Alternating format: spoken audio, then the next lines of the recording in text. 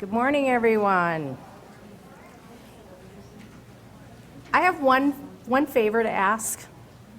During this conference, I would really love for everyone to go up and say a huge thank you to Heather Duncan and her team, because when I was on a conference call in March and told them I had definitely planned to come to this conference, my colleague said, "What? Are you crazy?" And I said, "Nope, if Heather's gonna have it, I'm gonna be here." So I am glad to see all of you here.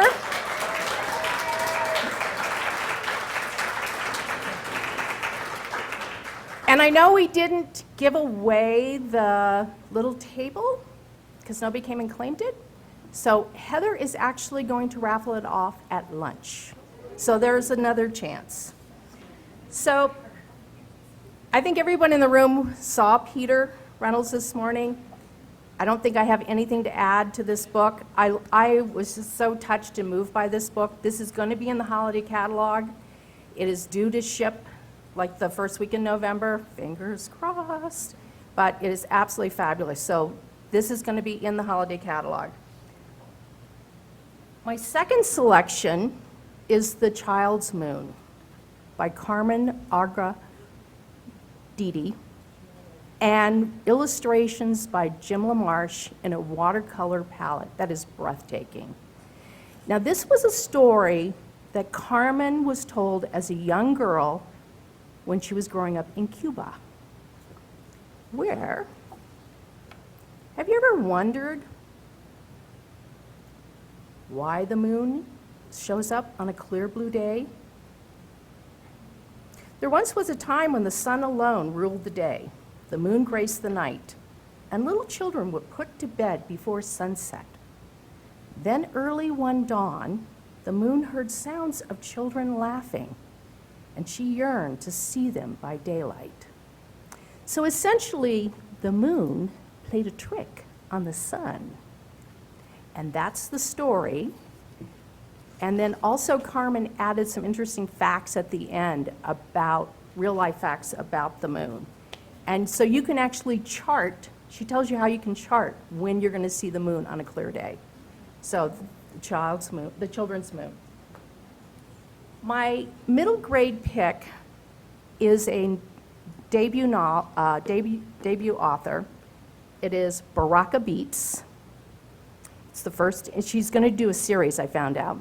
This is also was inspired by her own childhood, because she was an immigrant who, when she originally was going to school for primary grades, she went to an all-girls school where she was one of 4 students.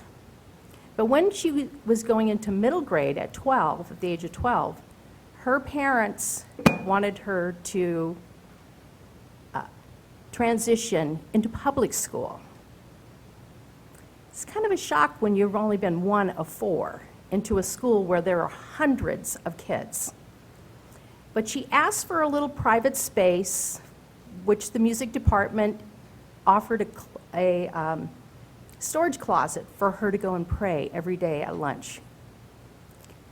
But then she didn't realize that the most popular boy band on campus, Baraka Beats, meets in the band room. And when they hear her praying, they think she is singing, and that voice is the voice they wanted to be the lead vocals in their band. This is a story about finding your voice, believing in yourself, and it is heartwarming. It is like, this is Save Me a Seat meets Front Desk, and this is also going to be in the holiday catalog. My pick for graphic novels is also middle grade, also going to be a series, also in the holiday catalog. The Awakening Storm, The City of Dragons. This is book 1. Grace's family has just moved to Hong Kong, and she's attending the international school. And the first week, they're going on a field trip. And an elderly woman approaches her and gives her an egg. But not any egg, a dragon egg. And then the egg hatches the next day. And then Grace begins to realize all those stories her father told her, maybe there's something really real about them. This is really an amazing story. So in fact, I don't know if Mac is in the room from Bookworm of Edwards. Nope, she's not in the room. She just sent me an email yesterday. She said, I got this in, I blew it out, and I need another case.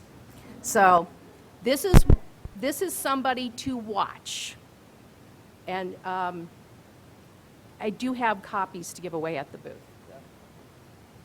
My last selection is what I classify as YA, also in the holiday catalog.